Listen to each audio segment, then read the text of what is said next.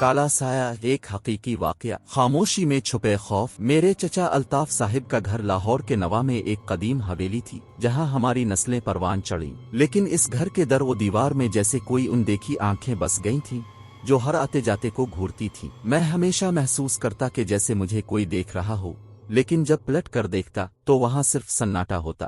میری چچی فاطمہ ایک نیک عورت تھیں، 5 وقت کی نمازی، مگر پچھلے چند مہینوں میں ان کی حالت عجیب ہو گئی تھی۔ ان کا چہرہ زرد پڑ گیا تھا، ان کی آنکھوں میں وحشت تھی اور وہ اکثر راتوں کو چونک کر جاگ جاتی تھیں۔ وہ کہتی تھیں، کوئی مجھے بلاتا ہے، کوئی میرے قریب آتا ہے۔ ہم نے پہلے سوچا کہ شاید کوئی بیماری ہے، لیکن جب گھر میں خود بخود چیزیں ہلنے لگیں، دروازے بغیر کسی ہوا کے زور سے بند ہونے لگے اور رات کے اندھیرے میں کسی کے سسکنے کی آوازیں آنے لگیں، تو ہمیں احساس ہوا کہ معاملہ کچھ اور ہے۔ تعویذ کا راز۔ ایک دن صبح جب چچی وضو کے لیے صحن میں گئیں تو ان کا پیر ایک کالے کپڑے میں لپٹے ہوئے تعویذ پر پڑا۔ جیسے ہی انہوں نے اسے اٹھایا، ان کے ہاتھ کانپنے لگے۔ چچا نے آ کر وہ تعویذ کھولا تو اس میں خون سے لکھا ہوا کوئی جملہ تھا جو سمجھ میں نہیں آ رہا تھا۔ میری دادی کا چہرہ فق ہو گیا۔ انہوں نے کپکپاتی آواز میں کہا، یہ کالا جادو ہے، یہ کسی نے فاطمہ کو مارنے کے لیے کیا ہے۔ چچا یہ سن کر غصے میں آ گئے، یہ کس کی حرکت ہو سکتی ہے؟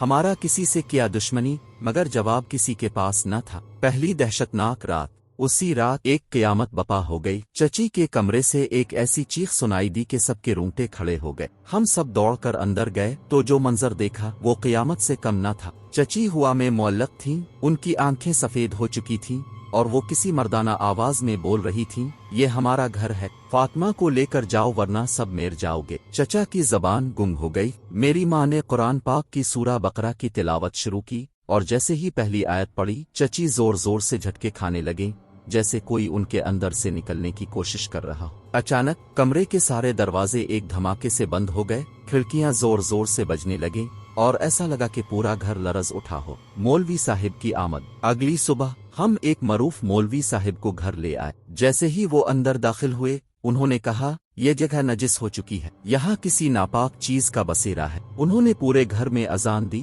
اور پھر ہمیں قبرستان لے جانے کا کہا جہاں تعویذ دفن کیا گیا۔ جب ہم قبرستان پہنچے تو مولوی صاحب نے کہا، یہ زمین کھودو۔ ہم سب نے خوف کے ساتھ کھودنا شروع کیا۔ کچھ ہی دیر میں ایک مٹی کا برتن نکلا جس میں خون سے لکھی ہوئی تحریر تھی۔ فاطمہ چچی کے ناخن اور بال موجود تھے۔ مولوی صاحب نے اس پر قرآن کی آیات پڑھیں اور جیسے ہی برتن توڑا، ایک زوردار دھماکے جیسی آواز آئی، ایک سیاہ دھواں اٹھا اور دور کہیں سے ایک عورت کی چیخ سنائی دی جیسے وہ تکلیف میں ہو۔ جادوگرنی کا انجام۔ اسی رات ہمارے پڑوسی کی بیوی سکینہ، جو ہمیشہ چچی سے حسد کرتی تھی، اچانک بیمار ہو گئی۔ وہ چیخ چیخ کر کہنے لگی، مجھے چھوڑ دو، وہ مجھے مار رہے ہیں۔ اسے ہسپتال لے جایا گیا مگر ڈاکٹرز کچھ نہ کر سکے۔ اگلی صبح اس کی مردہ لاش ملی اور لوگ کہنے لگے کہ یہ کالا جادو الٹ کر خود پر پلٹ آیا تھا۔ شیطان کے چنگل سے آزادی۔ اس کے بعد ہمارے گھر میں سب کچھ بدل گیا۔ فاطمہ چچی کی صحت بہتر ہونے لگی، گھر کی فضا پہلے جیسی خوشگوار ہو گئی